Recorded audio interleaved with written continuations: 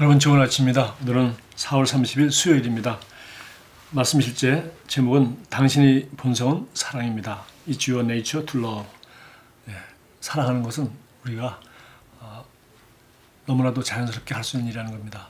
개가 짖듯이 새가 울듯이 노래하듯이 꽃이 아름답게 피듯이 그리스도인은 바로 사랑하는 것이 우리의 본성이라는 것입니다. 요한복음 13장 34절이 본문입니다. 새 계명을 너에게 주노니 서로 사랑하라. 내가 너희를 사랑하는 것 같이 너희도 서로 사랑하라. 구약시대 때 하나님께서는 이스라엘 백성들에게 몇 가지 계명을 주셨습니다. 그리고 그들은 자신들이 받은 언약의 축복을 누리기 위해 그 계명에 순종해야 했습니다. 그러나 예수님은 이 땅에서 새로운 언약을 가지고 오셨습니다. 그것은 사랑입니다. 예수님께서 말씀하셨습니다. 새 계명을 너희에게 주노니 서로 사랑하라. 내가 너희를 사랑하는 것 같이 너희도 서로 사랑하라. 예수님께서는 십자가에 달리시기 전에 이 계명을 주셨습니다. 그리고 제자들에게 서로 사랑하라고 명령하셨습니다. 왜냐하면 그들에게 있어 사랑이란 외부적인 힘이었기 때문입니다. 그래서 예수님께서는 제자들이 사랑 안에서 행하도록 율법을 주셔야 했습니다. 그러나 고린도 디모데전서 1장 9절에서 성경은 인상적인 사실을 우리에게 알려줍니다. 율법은 옳은 사람을 위하여 세운 것이 아니요 오직 불법한 자와 복종하지 아니하는 자와 경건하지 아니한 자와 죄인과 거룩하지 아니한 자와 망령된 자와 아버지를 죽이는 자와 어머니를 죽이는 자와 살인한 자를 위함이니 예수님께서는 제자들에게 사랑의 계명을 주신 후 우리를 위하여 십자가에 돌아가셨고 하나님께서는 그분을 살리셨습니다. 너는 내 아들이니 내가 오늘 너를 낳았다. 오늘날 예수님을 믿는 모든 사람들은 영생을 받고 새로운 피조물이 됩니다. 그분 안에서 우리는 하나님의 의가 되었고 그로 인해 율법은 우리에게 적용될 수 없습니다. 율법은 의롭지 못한 사람들을 위해 만들어진 것인데 우리는 의롭기 때문입니다. 하나님께서는 우리를 새로운 피조물로 만드심으로써 우리가 성령을 받을 수 있게 하셨습니다. 성경은 말합니다. 우리에게 주신 성령으로 말미암아 하나님의 사랑이 우리 마음에 부은 바 됨이니 사랑은 우리와 상반된 것이 아닙니다. 사랑은 외부로부터 오는 힘이 아닙니다. 사랑은 우리의 본성입니다. 만일 거듭났다면 당신은 사랑으로부터 태어난 것입니다. 하나님께서는 당신의 심령에 그분의 사랑을 두셨습니다. 그러므로 당신은 그분과 똑같은 방식으로 사랑할 수 있습니다. 사랑하는 것이 당신의 본성이기 때문입니다. 자, 오늘 이 말씀은 지금까지 들어온 말씀보다 상당히 차원 높은 말씀인 것 같습니다. 우리가 이 성경을 참 이해한다는 것은 쉬운 일은 아닙니다. 그러나 오늘 여기 아주 좋은 가이드라인을 하나 주고 있는데 그것은 성경을 이해할 때 구약시대에 거듭나지 못한 죄인들을 향한 그 하나님이 주신 말씀, 그것이 율법입니다. 십계명을 비롯해서 모세를 통해서 주신 율법책. 그래서 창세기, 출애굽기, 레위기, 민수기, 신명기. 이걸 모두 유대인들은 토라라고 해서 그 5가지 책을 하나님이 모세를 통해 주신 율법이라고 했습니다. 물론 그 핵심은 십계명이죠. 그래서 알다시피 예수님이 이 세상에 오셔서 사실 당시에는 바리새인, 구별된 사람이라고 불리는 특별한 사람들이 있었는데 그 당시 한 800명, 한 1000명 수준이었다고 하는데 이 사람들은 십계명을 다시 613개의 구체적인 계명으로 나눠서 어떻게 이 정말 10가지 계명을 잘 지킬 것인지를 613개의 자세한 계명으로 또 나눠줬다고 합니다. 그런데 우리가 알다시피 신명기 28장에 나와 있는 것처럼 이 율법을 너희가 순종하면, 지켜 순종하면 너희가 이렇게 축복을 받게 될 것이고 이 율법을 지키지 않고 불순종하면 너희가 이러이러한 저주를 받을 것이다 라고 해서 신명기 28장에 나와 있습니다. 자, 두 번째로 이제 성경을 볼 때 두 번째는 바로 예수님이 오셨을 때 그 제자들에게 예수님이 오셔서 하신 말씀입니다. 그분이 앞으로 되어질 일에 대해서 말씀하셨고 실제로 그 당시에 지금 처한 사람들에게서도 말씀하셨습니다. 그러나 한 가지 확실한 것은 예수님이 오셔서 또 예수님이 그 말씀과 예수님이 그 명령 그리고 예수님이 시키신 일을 제자들이 나가서 할 때 그들 할 수 있었습니다. 그 제자가 전도하고 돌아와서 그랬죠. 주님의 이름으로 귀신들도 쫓겨나갑니다.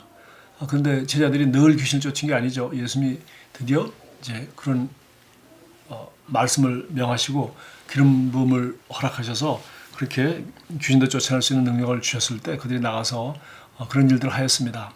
그러나 나중에 예수님이 안 계실 때 병든 자, 귀신 들린 자를 데려왔을 때 제대로 하지 못했던 장면도 성경에 나와 있는 걸 우리가 볼 수 있죠. 다시 말해서 그들은 예수님과 함께 있는 당시에 예수님이 허락한, 예수님이 지시한 것을 할 수 있는 능력은 있었습니다.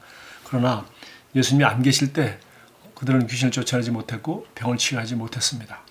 그러나 이제 세 번째로 이제 예수님이 십자가에서 죽으시고 장사한 지 사흘 만에 부활하신 다음에 드디어 이제 제들에게 영생을 주시고 또 오순절날 성령의 영으로 말미암아 이제 누구든지 이제 이 부활하신 예수 그리스도를 주로 시인하며 하나님께서 그를 죽은 자 가운데서 살리신 것을 믿으면 구원을 얻으리라라고 약속하신 말씀을 믿고 이 복음을 듣고 믿게 되었을 때 그들은 드디어 새로운 피조물이 되게 되었습니다. 즉 거듭나서 이제 영적으로 죽은 자가 아니라 영적으로 산 자가 되었고 하나님의 생명과 하나님의 성령을 받은 하나님의 성품을 받은 새로운 피조물, 즉 하나님의 자녀가 되게 되는 것입니다.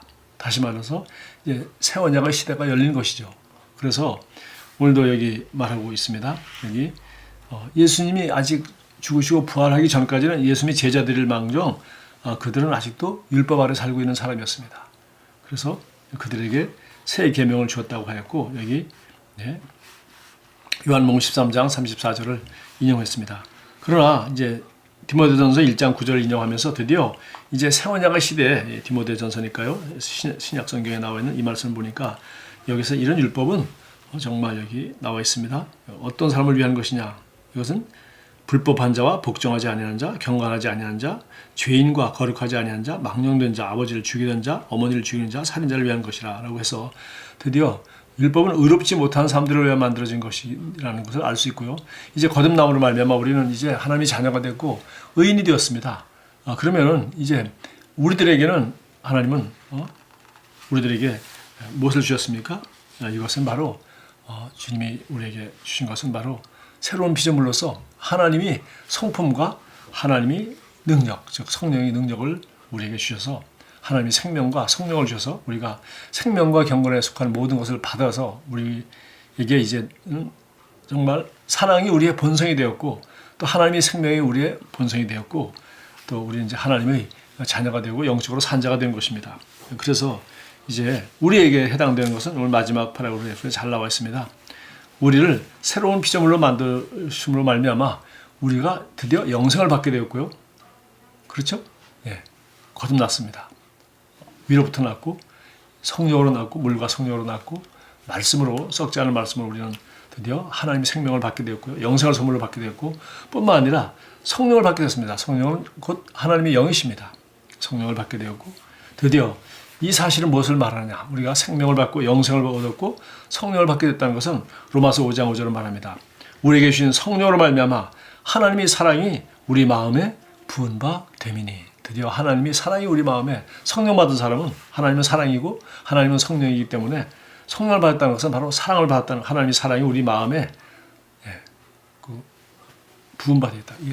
마음이 이렇게 다 부어주셨다는 겁니다. 그러므로 사랑은 우리가 하나님으로부터 받은 거듭날 때 받은 성령 받을 때 받은 드디어 우리의 본성이 되었다는 것입니다. 그래서 개가 어떤 본성을 가지고 있는지 우리는 너무 잘 압니다. 뭐 노력하는 것이 아니라 그렇게 타고난 것입니다. 마찬가지로 새들이 어떤 본성을 가지는지 우리는 알고 있습니다. 그렇게 타고난 것입니다. 마찬가지로 사람은 어떤 본성을 가졌습니까? 원래 하나님의 형상에 따라 하나님의 본성을 가졌는데 죄를 지음으로 마귀의 본성을 담게 된 것이죠. 그런데 예수님이 오심으로 구원함으로 예수를 믿는 사람은 이제 다시 태어나서 마귀 자식이 아니라 아담의 후손이 아니라 마지막 사람 예수 그리스도로 말미암아 그가 첫 열마가 되시고 우리도 이제 새로운 피조물이 되어서 영적으로 산자가 되었고 드디어 우리는 하나님의 형상을 닮은 하나님이 말씀과 성령으로 낳은 하나님의 자녀가 되는 것입니다. 그래서 우리가 하나님의 자녀이기 때문에 하나님의 본성을 그대로 가지고 있는 자가 되는 것이죠. 그래서 하나님이신 성령 또 하나님의 영이신 사랑 하나님의 영이신 성령이 우리 안에 들어와서 성령을 우리가 받게 될 때 우리는 하나님의 본성인 사랑을 성령을 받은 것입니다. 그래서 우리 사랑은 우리의 본성이라는 것입니다. 그러므로 만일 당신이 거듭났다면 당신은 사랑으로부터 태어나는 것입니다. 하나님께서는 당신을 심령에 그분이 사랑을 주셨습니다. 그러므로 우리는 하나님과 똑같이 사랑할 수 있습니다. 그렇게 말했어요. 자, 이 내용을 예수님은 요한복음 15장에서 정확하게 이렇게 말씀하셨습니다. 9절에 아버지께서 나를 사랑하신 것 같이 나도 너희를 사랑하셨으니 나의 사랑 안에 거하라. 자, 예수님이 그 말씀과 삶과 모든 것은 아버지께서 예수님을 사랑하는 것 같이 그분께서 아버지 사랑을 알고 아버지 사랑 가운데서 사셨던 예수님이 이 세상에 오셔서 예수님이 바로 아버지께서 예수님을 사랑한 것과 똑같은 사랑을 우리에게 보여주셨습니다. 그분이 10절에 이어서 내가 아버지의 계명을 지켜 그의 사랑 안에 거하는 것 같이 너희도 내 계명을 지키면 내 사랑 안에 거하리라. 그리고 얘기했고 12절에 내 계명은 곧 내가 너희를 사랑하는 것 같이 너희도 서로 사랑하라 하는 이것이니라. 그래서 바로 이제 오늘 여기 디모데 전서 1장 9절을 인용해서는 이건 이제 뭐 계명이 아니라 이건 우리의 본성이다라고 얘기했는데 예수님은 내가 아버지의 계명을 지키고 그의 사랑 안에 거하는 거지. 우리가 정말 이 사랑 안에 거할 때 드디어 우리는 사랑할 때 우리는 이 사랑 안에 거하게 되는 것이고 또 그 이유를 그러면 왜 하나님은 우리가 이렇게 사랑하도록 성령을 받게 하고 사랑이 우리의 본성으로서 사랑하며 살 수 있도록 우리를 이렇게 만드시고 우리는 그 영을 따라 기능할 때 우리는 이제 사랑할 수밖에 없는지 그것은 바로 11절에 주님이 말씀하셨습니다.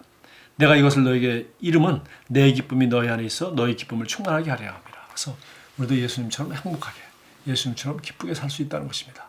우리가 그렇게 사랑하며 살 때 이 본성을 따라 이제 거듭난 새로운 피조물 하나님의 자녀의 본성인 사랑을 따라 행할 때 우리는 바로 주님이 누리는 그런 똑같은 기쁨을 우리가 누리고 행복하게 살 수 있다는 것입니다. 기도하겠습니다. 사랑하는 하늘아버지, 제 삶에 주신 아버지 축복된 말씀과 능력에 감사드립니다. 제 안에 아버지의 사랑의 본성을 주셔서 제가 당연히 사랑 가운데 행하고 다른 사람들에게 아버지의 사랑을 나타나게 하시니 감사합니다. 예수님의 이름으로 기도합니다. 아멘. 오늘도 이 사랑을 가지고 이웃을 사랑하며 자신같이 사랑하는 그런 가장 복된 하루를 삶으로 말미암아 주님이 주신 기쁨이 충만한 그런 하루를 살게 되기 바랍니다. 감사합니다.